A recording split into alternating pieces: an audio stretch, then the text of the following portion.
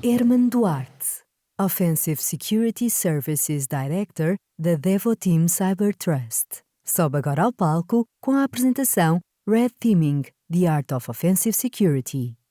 Olá, boa tarde a todos. Antes de mais, gostava de agradecer a vossa presença. Eu sei que nós estamos num período onde nós queremos ir, portanto, comer, mas já eu vou ser breve. Portanto, trago aqui hoje o tema do Red Teaming e falar um bocadinho dele. Antes de mais, portanto, quem é que eu sou? Portanto, o meu nome é Herman, trabalho há mais de 14 anos na área da cibersegurança. Portanto, hoje desempenho o papel de Offensive Security Director na Devoteam Cyber Trust. Portanto, antes era Integrity, mas nós já vamos, portanto, ver. As áreas principais que, portanto, eu acabo por estar presente é na componente do mobile, do IoT, do Physical Access Control e também na componente de Hardware Hacking. Portanto, tenho algumas certificações na área e tenho alguns hobbies, portanto, que eu também gosto. Aqui falando um bocadinho sobre a própria Integrity, muito rapidamente, fundada em 2009, portanto, em 2021 passamos a fazer parte do grupo Devoteam. Portanto, cá, portanto, em Portugal, somos conhecidos principalmente por Integrity, mas, portanto, em 2023 houve aqui esta alteração, portanto, do nosso rebranding para Devoteam Cyber Trust. Portanto, a mesma Integrity, mas Devoteam Cyber Trust. Aqui, a Devoteam, muito rapidamente, portanto, é uma empresa com mais de 25 anos na área, atua na EMEA, portanto, e já tem alguma dimensão. Portanto, tem 6 pilares de foco e onde nós estamos é na componente de Cyber Trust. Ok, saltando então agora para a nossa apresentação. Vamos aqui dividir a nossa apresentação em 3 partes. Temos o que é, de facto, o Red Team, de onde é que ele surge e como é que se contextualiza no mundo da cibersegurança. Depois temos a questão do why, que é o porquê. O porquê executar exercícios de Red Team, o que é que, de facto, isto é benéfico para nós e para as nossas organizações. E, no fim, como é que, de facto, um Red Team é feito. E se nós tivermos tempo e também vontade da vossa parte, vamos aqui tentar ter algumas questões. Ok, então, o que é o Red Team? O Red Team surge na componente militar. Há muitos séculos atrás, onde o grande objetivo é, de facto, fazer a simulação de batalhas para conseguir testar as estratégias, neste caso, militares. Foi aqui, então, criado este conceito de Red Team, que, na prática, vai ser o adversário da equipa Blue Team, que é a equipa que defende, portanto, todos acabam por defender, mas há uma que está a desempenhar um papel com o mindset do atacante, que, de facto, acaba por usar táticas e técnicas para ajudar a Blue Team a preparar para o conflito real. E aqui entra um bocadinho o pensamento crítico, que é nós queremos, de facto, desafiar, portanto, os nossos pressupostos implícitos e explícitos, usando ferramentas de forma estruturada para, de facto, garantir que não nos está a escapar nenhuma informação ou a forma que nós podemos desempenhar, neste caso, o papel no contexto da portanto, defesa militar. Depois, cerca de 1920, pelo menos que se tem noção, este conceito é adotado pela NSA exatamente para fazer esta simulação de ataques reais, para conseguir identificar vulnerabilidades nos seus sistemas antes de serem, de facto, explorados por atacantes. Com o passar do tempo, as componentes de Social Engineering, portanto, pessoas, e também a componente física, passaram também a fazer parte. Os testes, portanto, que são feitos num contexto de Red Team têm por princípio ser holísticos. Portanto, nós queremos ter algo que seja 360. Queremos, de facto, ir à componente de pessoas, à componente humana, à componente dos processos e também das tecnologias. O NIST define, portanto, o Red Team como sendo um exercício que agarra-se mais uma vez em condições próximas do que é feito no mundo real, portanto, para tentar fazer uma simulação de um ataque. Hoje é feito, há pouco falava, portanto, o José Alegria, na componente hoje, quando nós temos a questão dos simulacros, não é? Que é para tentar ver o que é que deve ser aí feito quando existe um incêndio. Nós temos testes NCAP, que fazem testes aos carros e principalmente a componente dos airbags, porque nós queremos saber se de facto funciona e como é que funciona quando nós tivermos um acidente. Portanto, aqui o mindset é fazer essa simulação e, no contexto portanto, da cibersegurança, tentar comprometer o que é que são portanto, os business processes, portanto, as joias da coroa de uma organização. E com isto conseguirmos ter uma noção de onde é que nós estamos e o que é que nós devemos fazer para, de facto, melhorar e garantir para quando tivermos um ataque, todos sabem exatamente o que é que deverá ser feito. Ok, então, porquê fazer isto? Na prática, os atacantes acabam por ter, ou seja, não existe o conceito de out of scope. Isso é algo um bocadinho engraçado, porque há muitas empresas que, dependendo do nível de maturidade, acabam por indicar, ok, eu tenho aqui este sistema, eu quero tê-lo out of scope, não quero que vocês testem. Ok, está, portanto, certo, está no seu devido direito, mas a questão é que é bastante limitativo, porque, de facto, para um atacante, não há o conceito de out of scope. O atacante vai tentar, de facto, tirar partido da componente tecnológica, vai tentar usar phishing, vishing, tudo o que está associado à componente social engineering, para tentar também explorar a componente humana, e nós o temos visto, e vai também tentar ter acesso físico para, de facto, conseguir ganhar um foothold na organização. Ele não vai avisar ninguém que vai, portanto, iniciar o ataque. Portanto, vai tentar não ser detectado, porque, de facto, isso é que faz com que ele consiga ter uma maior persistência e duração dentro da organização. Portanto, não vai também andar, entre aspas, a fazer barulho. Portanto, ele vai ser o mais cirúrgico possível, exatamente para não ser detectado. E vai também tentar chegar às joias da coroa, porque ali é onde, de facto, vai causar o máximo impacto na organização. E normalmente nós estamos a falar de, portanto, crime organizado que está atrás, portanto, da componente financeira. Portanto, ele vai usar o tempo. Quando nós estamos a fazer testes, por norma, é time-boxed, mas aqui, de facto, tem que ser algo, tem que ser low, portanto, tem que ser o mais slow possível, portanto, low and slow, para, de facto, garantir que o teste é o mais real possível.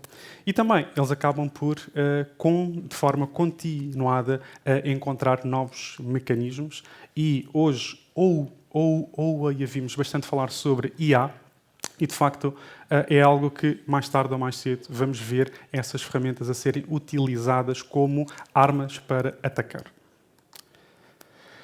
Há uma outra vertente também, que é a vertente de regulamentação. Nós hoje tivemos também a toque do Pedro Rodrigues, do Banco de Portugal, a falar sobre o Tiber. Portanto, de facto, o Tiber EU e agora também o Tiber PT é algo que surge em maio de 2018, pelo menos no foro e no contexto da União Europeia.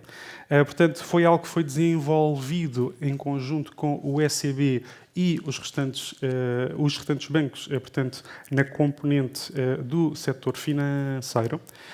Portanto, e tem por objetivo, portanto, de facto, fazer com que as organizações tenham uma maior resiliência na componente de defesa. E também tornar os testes de forma standard entre os diferentes países da EU, por forma a que o próprio cliente sabe o que é que pede, o que é que deverá estar à espera. E também definir aqui, portanto, um guidance de forma geral de como é que os testes devem ser efetuados. Está aqui também quase a chegar o DORA, não é? Portanto, vai ser já em 2025, que vai levar também a que todas as instituições financeiras tenham, portanto, que fazer testes e testes que sejam threat-led, ou seja, temos de ter aqui uma componente de threat intelligence associado, e nós já vamos ver isso um bocadinho mais à frente, que tem também os mesmos princípios e que vai buscar a componente do TLPT, portanto, ao Tiber. Há uma outra razão que deverá estar presente, que é a gestão de risco, não é? Porque, na prática, nós, enquanto organizações, existe um grande investimento, seja em pessoas, seja em ferramentas, como as soluções de EDR, as soluções de DLP, os SOCs que são, portanto, implementados, a componente física que usamos badges para podermos aceder, ou então fingerprint. Portanto, há um conjunto de esforço grande que é feito e hoje a maioria das empresas tem, nem que seja uma pessoa que está portanto, focada nesta componente e quanto maior for, maior também será essa equipa. De facto, acabamos por estar no dia-a-dia portanto, montar um conjunto de controles para baixar o nosso risco, mas depois isso não é, portanto, testado. É, portanto, da mesma forma que quando nós fazemos os backups, se nós não os testarmos antes, como é que a gente sabe que a coisa vai, de facto, funcionar quando nós precisamos? Portanto, aqui, o mindset principal é testar, para termos a certeza de que, quando for necessário, as nossas pessoas, os nossos processos e as nossas ferramentas, de facto, vão trabalhar e vão executar aquilo que é, portanto, esperado. Esse acaba por ser o ponto-chave desta apresentação, que é, de facto, nós temos de ter este mindset de pôr as coisas à prova. Há pouco o José Alegria falava disso, que é, se nós não testarmos, nós não sabemos, de facto, que vamos estar preparados. Portanto, se a componente militar faz exercícios, treinos para estarem, de facto, aptos para quando for necessário, temos também que adotar este mesmo mindset para a nossa organização.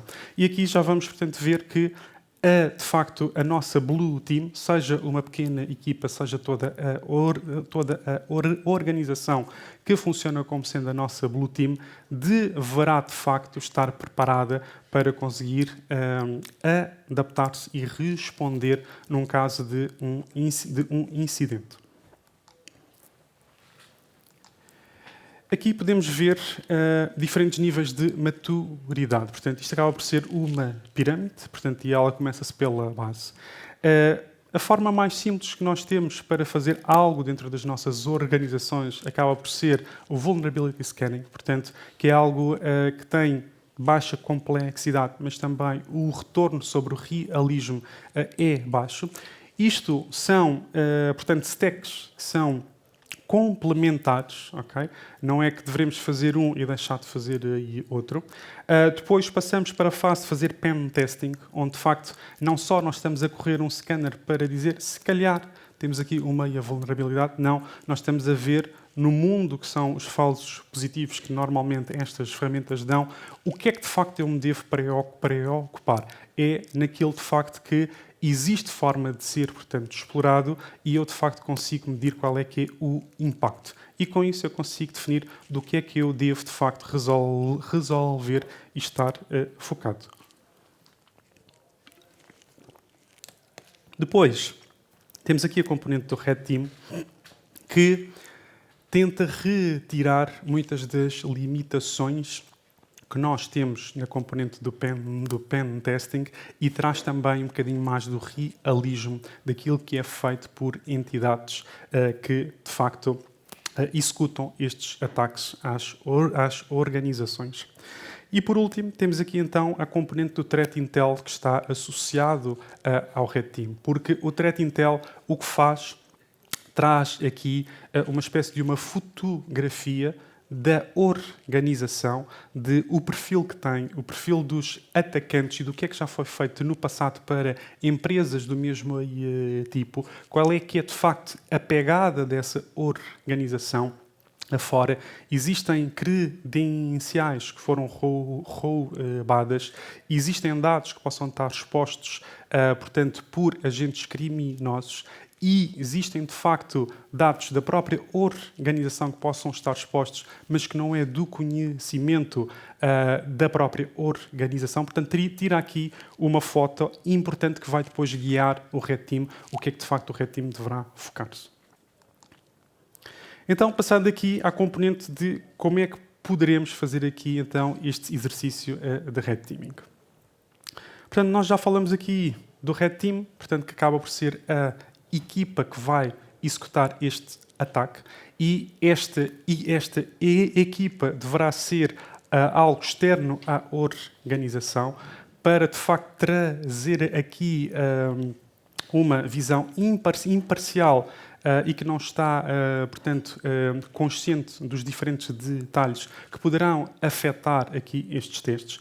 Temos então a Blue Team, que é quem de facto defende, e como eu já disse há pouco, pode ser um grupo dentro da organização ou poderá ser também toda, porque de facto, desde a senhora da limpeza até ao CEO, de facto, cada um sabe o que é que deverá fazer no caso de nós estarmos sob ataque. Portanto, se calhar deverá ter mais atenção à componente do portanto, crachá, que é algo que nós, portanto, vemos que quando estão a fazer a limpeza fica, portanto, em qualquer sítio. Portanto, existe um risco ali associado.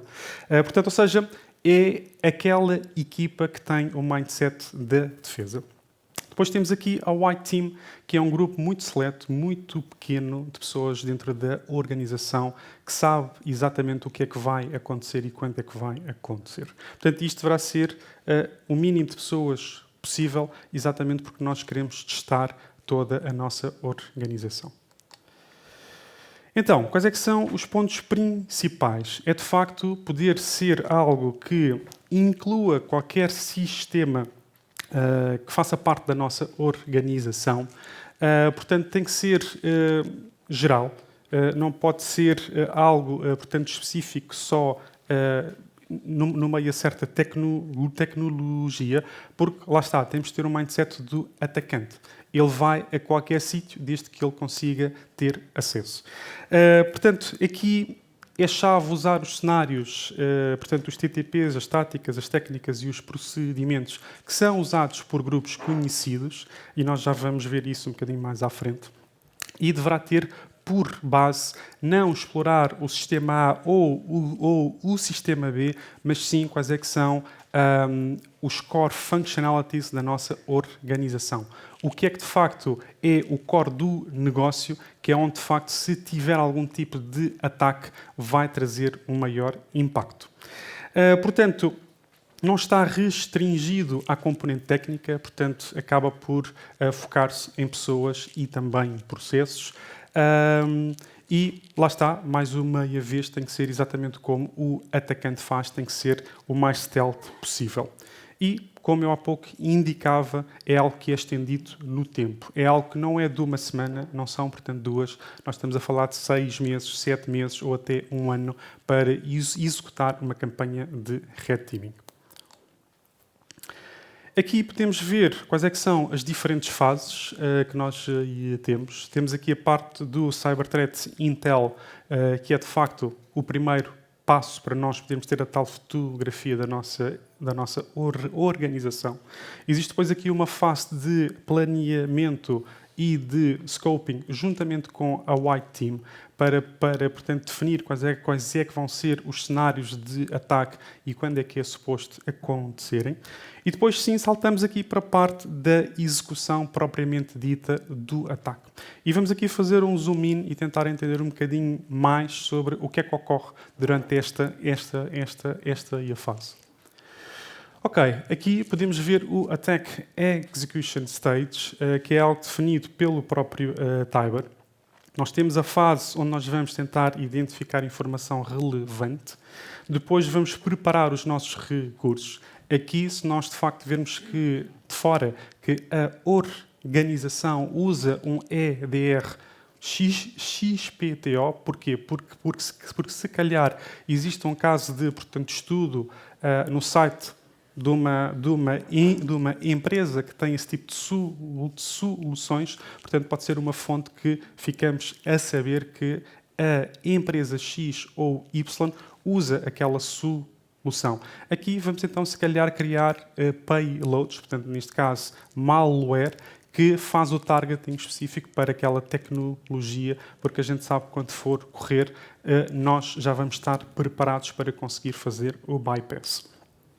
Existe a fase de fazer o delivery, pode ser, portanto, via phishing, pode ser através de acesso físico e fazer, portanto, uma implantação de uma box específica que nos dará acesso à organização.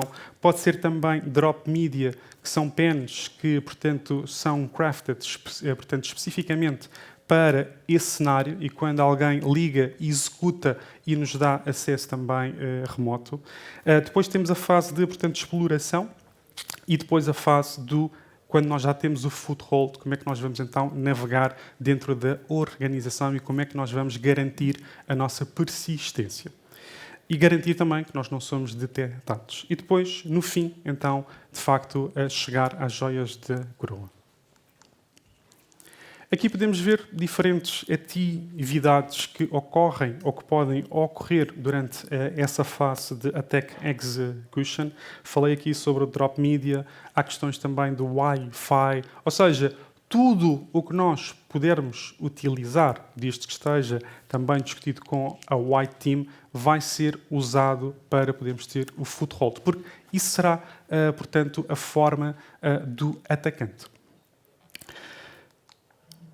Ok, então aqui surge o Mitre, que tem, portanto, uma framework especificamente pensada para as questões do Red Team e que tem uma ferramenta que faz o mapping dos diferentes tipos de táticas, técnicas dos atacantes e o que é usado por cada grupo. Porque depois existem empresas que fazem este estudo e esta análise de como é que, de facto, os APTs se comportam e é tirado uma espécie de uma snapshot, onde depois é possível nós termos essa portanto, noção de como é que, de facto, funcionam.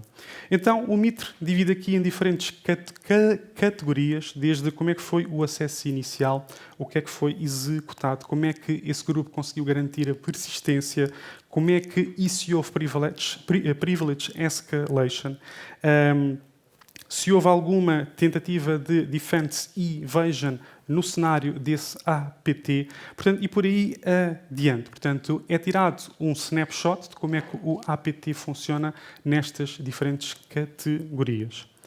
Aqui podemos ver a matriz que é disponibilizada pelo Mitre, onde também podemos ver aqui na parte de cima as diferentes categorias que nós já vimos atrás e depois em cada uma temos, portanto, táticas e técnicas específicas.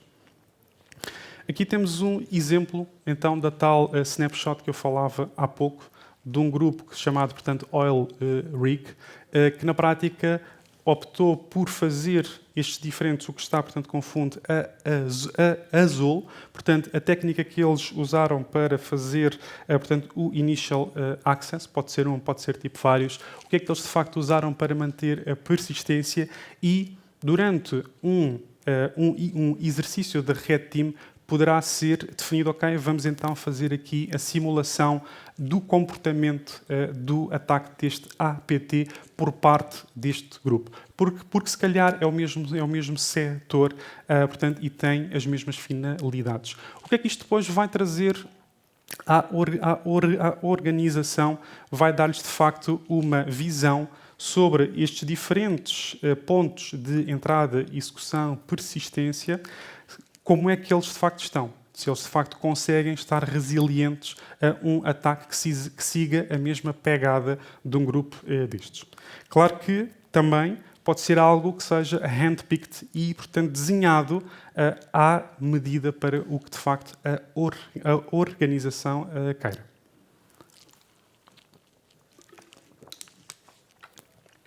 Aqui podemos ver os 3 tipos de cada uma daquelas categorias que são mais, portanto, comuns.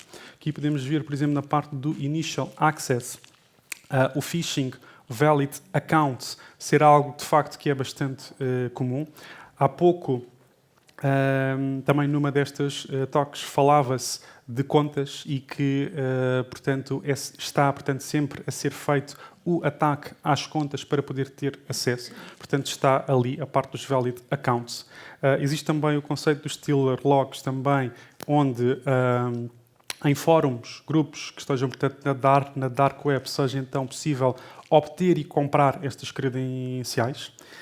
Portanto, e aqui ficamos com uma noção de uma forma geral do que é que acaba por ser mais comum em cada uma destas categorias. Voltando de volta então aqui às diferentes fases do nosso Red Team, temos então aqui agora a parte de criar o formal report. Nós temos que fazer o reporting.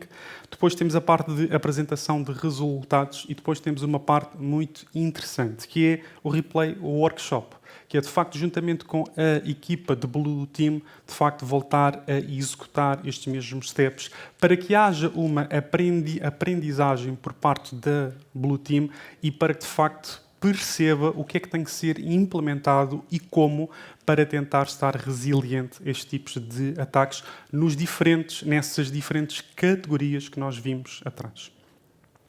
Portanto, isto acaba por ser de uma forma genérica como um Red Team é feito. Por fim, o último slide. Os pontos-chave a tirar de um Red Team acaba por ser, de facto, ficarmos com uma noção real de o que é que seria um ataque por parte de uma entidade criminosa e também ficarmos com a componente do Cyber Threat Intel, que nos dá uma noção do quão expostos estamos e do que é que de facto está lá fora sobre nós. A questão de ser algo real está muito presente, porque nós queremos que seja o mais próximo da realidade possível, e também dá à própria organização uma noção de onde é que está em relação à capacidade de resposta no caso de um ataque. Não só a detecção, mas também como é que reage a esse tipo de ataques. Nós já tivemos diferentes exercícios onde, de facto, quando nós vamos por uma via, seja de social engineering, de facto, o cliente consegue detectar e consegue reagir.